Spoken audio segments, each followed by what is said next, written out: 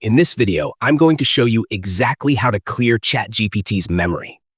Recently, ChatGPT received an update where it remembers things you tell it so it can give you better responses.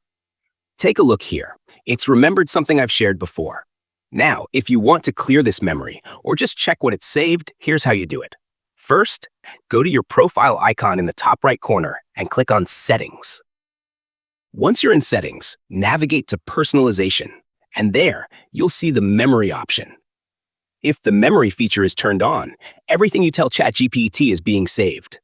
To delete all memories, simply click Clear Memories. But if you want to remove something specific, click Manage, and you'll see a complete list of saved memories.